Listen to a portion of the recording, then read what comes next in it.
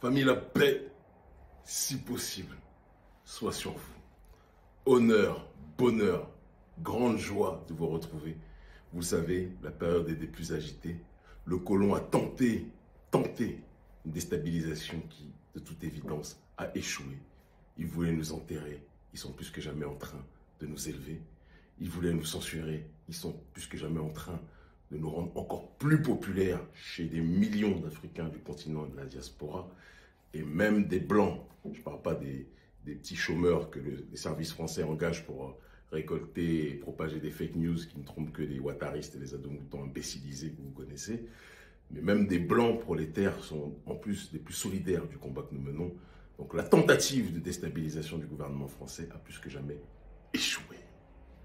Il y a une multitude de fake news que les services de Alassane Ouattara, ce qu'on appelle les ados-moutons, vous savez, les analphabètes, qui, si on ne leur fait pas des copier-coller de phrases, ils ne seront pas capables de faire quoi que ce soit.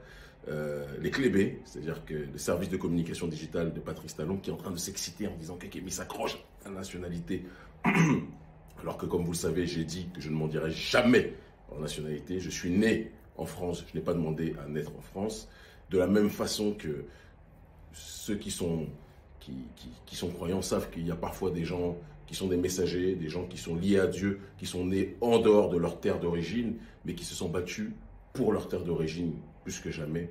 Et c'est mon cas. Je me bats pour mon peuple, où qu'ils soient installés, et je ne changerai pas. Je vais faire une conférence de presse le 16, je serai sur Paris, je vais venir à Paris, je vais me déplacer, je vais venir à Paris, dans le ventre de la bête néocoloniale, mais au sein d'un peuple prolétaire qui, lui, n'a rien demandé, et qui n'est pas responsable des crimes de son gouvernement, comme je l'ai toujours dit. Et je vais mettre les points sur les i. Je parlerai à la presse. Ce sera une conférence de presse ouverte au public.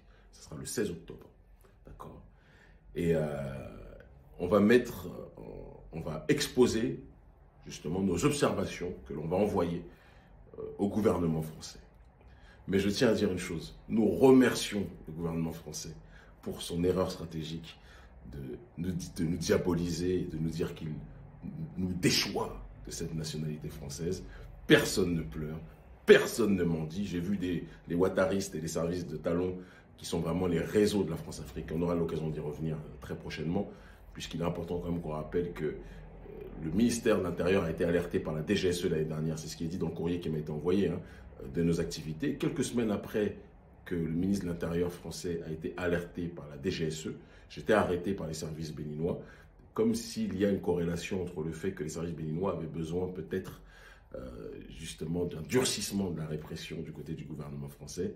À l'époque, Talon, voyant la contestation de la jeunesse béninoise et des moins jeunes aussi qui ne voulaient pas que l'on soit arrêté, que l'on soit détenu, avait à un certain moment fait marche arrière. Peut-être qu'il ne fera pas marche arrière dans le futur, et ça ne nous dérangera pas, parce que nous n'avons peur de personne, si ce n'est de Dieu, et nous continuerons plus que jamais notre combat. Ils ont voulu nous noyer, ils nous ont appris l'apnée. Ils ont cru nous déstabiliser, ils n'ont fait que nous élever. Cette période m'amuse, et je le dis et je le répète, je ne m'en dirai jamais, jamais la nationalité française, le passeport français. Je n'ai pas d'assurance maladie depuis de très nombreuses années. Je n'ai pas de sécurité sociale depuis de très nombreuses années. Le passeport, on l'a gardé pour passer les ports, pour voyager, pour aller voir notre diaspora. Mais sinon, 80% des voyages que nous effectuons dans le monde, on le fait avec le passeport béninois et d'autres passeports dont nous disposons, d'accord? Et pas avec le passeport français. Donc c'est une erreur monumentale du gouvernement français d'agir de cette façon, pensant naïvement que c'est ce qui fera que notre combat sera limité. Alors leur objectif évidemment, c'est qu'on ne puisse plus voyager en Guadeloupe, en Guyane, dans les territoires d'outre-mer de manière générale, parce qu'ils ont très peur de notre succès là-bas, qui est similaire au succès qu'on a en Afrique francophone, mais ils n'ont pas compris qu'avec Internet, on traverse les eaux, même s'ils veulent empêcher les corps de circuler. Je vous donne rendez-vous le 16 mars, restez connectés, l'adresse sera bientôt donnée, on sera sur Paris.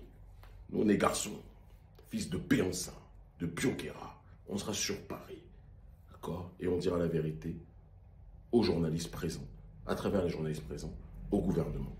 Et que le gouvernement ne soit pas mécontent, parce que ça permettra qu'ils aient les éléments avant même la fin de l'échéance, puisque la fin de l'échéance, c'est le 23.